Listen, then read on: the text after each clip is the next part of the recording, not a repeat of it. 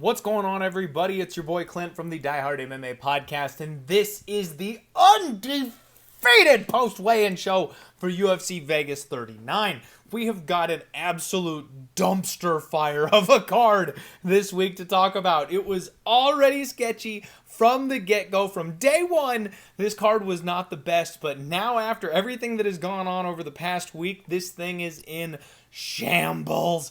Let's talk about it. Do me a favor, smash that like button.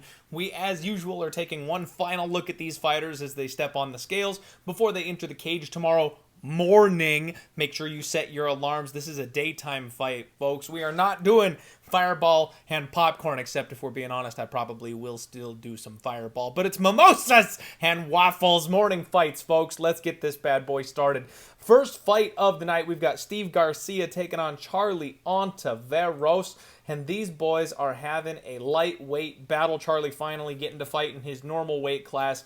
We got Garcia coming in at 155, Ontiveros 155 and a half. He looked good. He looked mean. This guy has an attitude, and I love it. For a fighter, you love to see it. He had some abs popping, looked in great shape, ready to go. Charlie Ontiveros absolutely shredded at 155 and a half, but I'll be honest, he looked exhausted. He got up there on the scale. He was blinking heavy. His eyes closed at one point. I don't know if he was just nervous about maybe making weight, but he looked like he was really tired. Almost, maybe wasn't going to get there or something like that. Good face-off, slight size advantage for Charlie Ontiveros. This is a weird one. I mean, I still think I'm in the Steve Garcia camp. I think Steve Garcia's wrestling is going to be the difference. We've seen that Charlie Ontiveros can't stuff a takedown, and then of course there's the history of him quitting. He's been knocked out 7 times. I mean, just gigantic red flags. As much as I say Charlie Ontiveros has a puncher's chance in this spot, you can't trust this kid with your money. He will literally quit in the middle of the fight if the going gets tough. So I'm definitely saying Steve Garcia here, but at the same time, low-level MMA, I don't want to lay minus 350 on Steve Garcia. I'd be looking at the Steve Garcia knockout prop,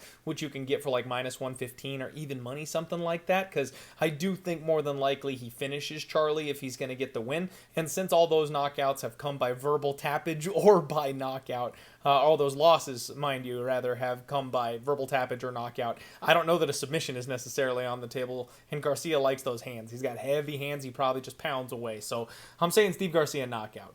Lupita Godinez taking on Silvana Gomez. Juarez coming in here on short notice. Godinez weighed 115 and a half pound.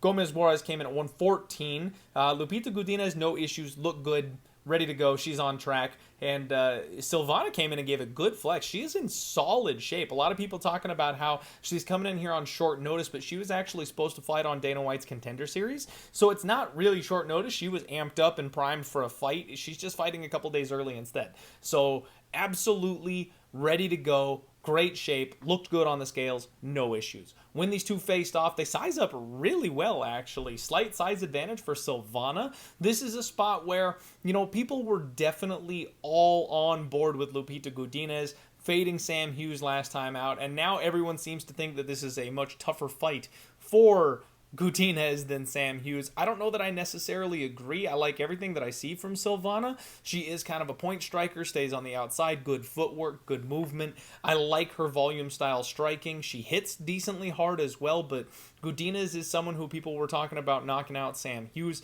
I don't know what the big change in opinion or where that necessarily has come from. It seems like a relatively good matchup for Lupita Godinez because Silvana's not the type to really dive for takedowns or anything like that. I expect this to be a stand-up fight. We know Godinez has been working on her stand-up. I think this is going to be a 15-minute striking affair between these two, and honestly should be really fun, but I'm not laying minus 300 on Lupita Godinez. If anything, I'd be tempted to take a shot on the dog Silvana and go for like a decision or something like that because she might have the volume edge over Godinez, who is still a heavy-powered striker that might be swinging and missing a lot with that reach disadvantage. So, live dog. But I'll say Godinez. It's hard to go against her in this spot.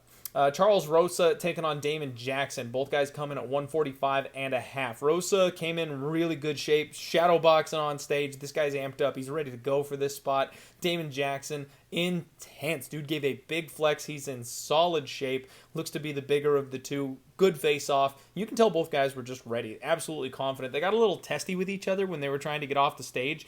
Damon Jackson didn't want to move. He was kind of holding the stare down a little long, and Rosa was trying to get him to get off the stage so that they could go, but no one wanted to be the first guy to flinch. It was a little awkward, but this is an interesting fight. I've talked about it. I think that Damon Jackson has a slight advantage pretty much everywhere. Charles Rosa might have maybe a boxing edge, but this could be a spot where we get two high-powered grapplers who decide they want to strike it out for 15 minutes. So not one that I'm interested in betting on. I'd be looking over if I was going to do anything.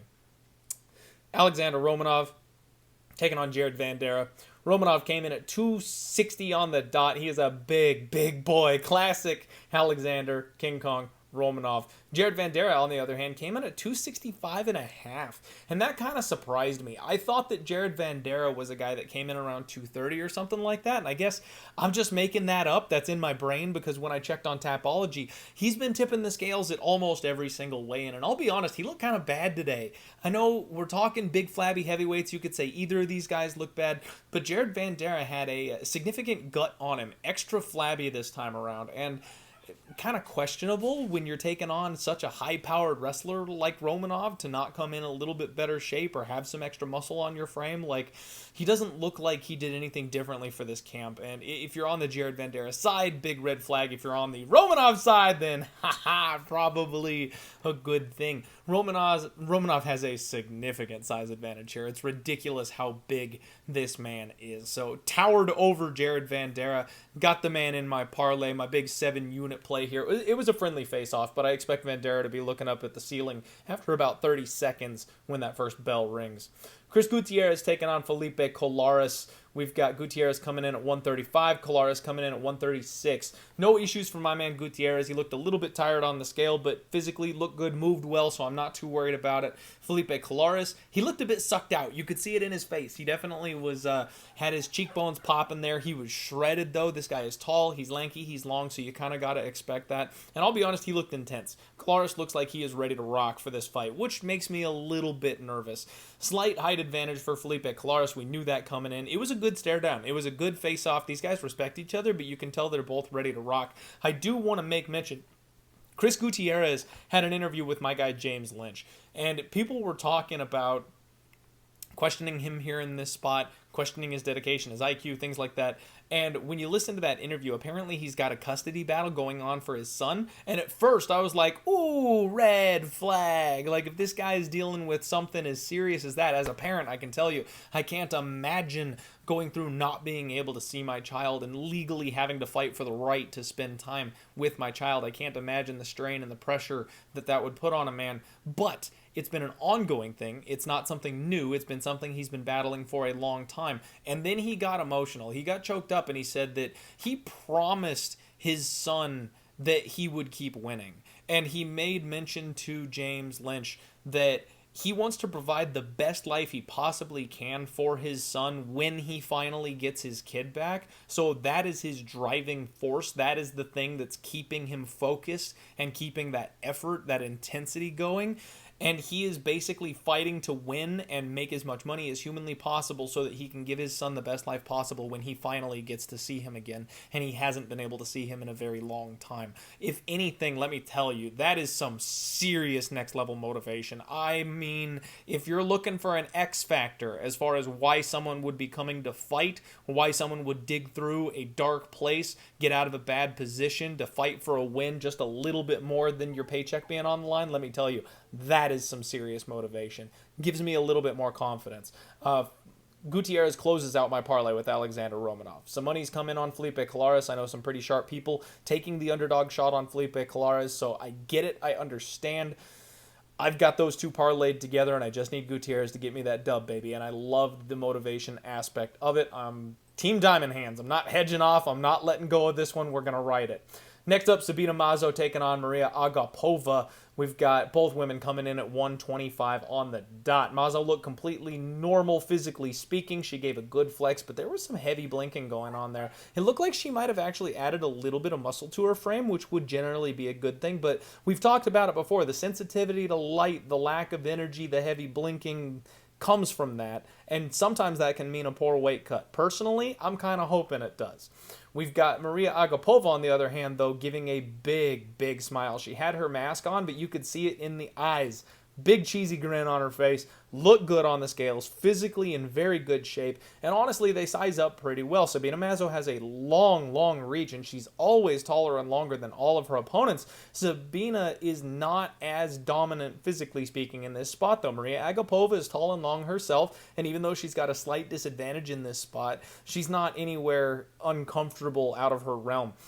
We've got Agapova smiling at the face-off, whereas Mazo looked kind of dead fishy. So this is a spot where I'm already on Agapova. I'm tempted to add a second unit on Agapova simply because I think this line is way wide. I think this is a recency bias thing. It opened up as a pick'em, and it's just been all Mazo money up until this point. And I think that a pick'em is appropriate. I think we're getting a ton of value on Agapova, and people are just scared because of what she showed in her last fight. So I've already got Agapova. I think I got plus 135, but I'm seeing plus 155s pop up there. Yeah, I might have to take a second taste, and honestly, I think I'm going to play a half unit on Agapova by submission because we have seen Sabina Mazo get exposed on the ground before. Agapova is mean, she's nasty, she's explosive, she almost got a sub in her last fight, and we wouldn't be having this even money conversation if she had won with that first round rear naked choke. So I definitely like the Agapova side, and based on the weigh-ins, nothing serious, nothing tinfoil hat worthy. It wasn't that big of a deal, but nice little edge towards my side there in my opinion.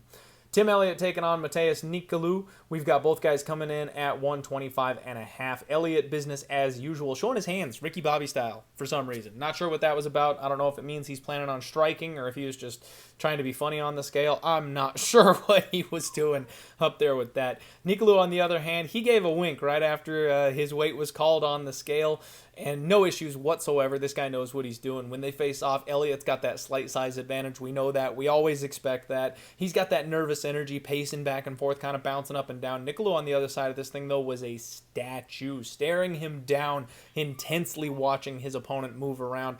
I'm on Matheus Nicolau here. Beat the line move. I got minus 165. He's minus 200 now, so I love my spot there in that particular position, but I wouldn't be lying. I've been a Tim Elliott backer for a very long time. I've cashed some good underdog tickets with him, so I know what he's capable of. I'm a little nervous in this spot, but I think that Nicolau should be the favorite. I think he should roll. I think submission's on the table, decision probably far more likely. Randy Brown taking on Jared Gooden. Here's the interesting spot on the card at this point because, we lost all the other ones. Phil Hawes and Curtis canceled because Hawes declined a last-minute opponent. James Krause tried to jump. It's been a shit show this morning, folks. It's been absolutely nuts. We lost that fight entirely. But Randy Brown, Jared Gooden, Brown comes in at 170.5. Looked good, looked relaxed, good shape. Gooden on the other side of this thing came in at 174, 3 pounds overweight. Now, he looked like he was in solid shape, just kind of nervous, embarrassed when he got up there. If you remember, his last fight was a short notice fill-in spot, and then he got a quick turnaround here in this spot. So this is a big, thick man at this weight class, and he's now had to cut weight back-to-back twice. And that's a spot that kind of scares me personally. We've seen that before when people stay ready, when they have multiple cuts in a row. It just drains you. It just wears on you. So I'm not too scared for Jared Gooden because it seems like he kind of waved the white flag. It seemed like he knew the direction this thing was going, and he came in 3 pounds over instead of trying to suck himself all the way down there and really put himself out. So I think it's not a full disadvantage, but I do think the back-to-back weight cuts definitely tend to hurt the fighters. So as much as I was kind of considering taking the shot on Jared Gooden, I like his hands, I like his knockout power. The other thing that swayed me away besides the weight miss was how much taller Randy Brown is. I mean, he is massive. Randy Brown is so freaking big. When you see these two face off, the size difference is nuts. Now, I don't ever want to count Jared Gooden out. Love the dude, love what he brings to the table, love the intensity, well-rounded skill set, can knock anybody in the division out. I mean, he's still absolutely got a puncher's chance, but seeing them size up, Randy Brown can probably just play the range game at this point, and if they get into a trade, again, with those double weight cuts, you got to wonder if that's going to affect Jared Gooden's durability, something he's been very well known for. You got to wonder if that's going to take kind of a back seat because of a second quick weight cut where he had a bad one. So Oh, I was saying dog or pass earlier in the week. Some money has come in on Jared Gooden. It's not as juicy anymore now that he's down to about plus 185 or so. I guess I'm going to say favorite or pass. I'll say Randy Brown. I still kind of think that somebody gets finished here. So the total, 2.5. I'd be looking under or fight doesn't go the distance. I think probably, like I said, someone probably goes down eventually here, whether that's Gooden going for broke early in round 1 or Randy Brown picking him apart and Gooden gassing or something, maybe later. Tough fight to call. Really tough fight to call. Probably one we should be avoiding, if I'm being honest. I'm probably just going to watch this one as a fan. Fireball and popcorn, if you will. Main event time. Mackenzie Dern taking on Marina Rodriguez. I keep messing that up. Mackenzie Dern, 114.5. Came in under the 115-pound limit, which is surprising. She's someone who's struggled on the scales in the past. Marina Rodriguez, 115 on the dot. Mackenzie Dern gave us all a heart attack. She was the last person to weigh in today, but she looked good. She had a big smile on her face, gave a solid flex. She looked like she was in good shape, ready to go. I'm not seeing anything that made me feel like it was a bad weight cut. She came in a half pound under. That's a good thing. So I think we're set here. Rodriguez, business as usual. We didn't have any concerns about her missing weight. She was the first one to the scale. Absolute opposites, these two. First and last to weigh in today. Happy to be there, if I'm being honest. Rodriguez looks like she's ready to go. Obviously, Marina Rodriguez is taller when they faced off. Both women looked extremely confident in themselves. It was a good, respectful face-off. Neither of them has anything to prove or say. No intimidation factors whatsoever. They're just ready to go. This is a fun fight. Y'all know, I think the line is too wide here. I understand that Dern is someone I've lost money betting against before. I understand that she's got a sick skill set. I understand that her ground game is next level and her striking game is coming along. But you can't give me plus 155 on Marina Rodriguez and expect me to pass on that. You just can't. She's an incredible talent, and if Dern cannot get her to the ground more than once, I mean, she's got to finish it on that first takedown. If she manages to get this fight to the floor one time, it could be over. But if for whatever reason Rodriguez survives and gets to round 2, all of a sudden this fight swings completely the opposite direction. And Rodriguez realistically could look like a minus 500 favorite if she gets in there and lands a couple bombs early. So I got to take that dog shot. I got the dog at plus 150, I think. She's now up to plus 155 in some places. Another spot where I'm tempted to double down if the line just gets out of control because money is coming in on Dern. And I took a half unit shot at the knockout prop at plus 330. So crazy little weekend for me. Lost a bunch of bets. I tried to take a ton of spots. They all got canceled.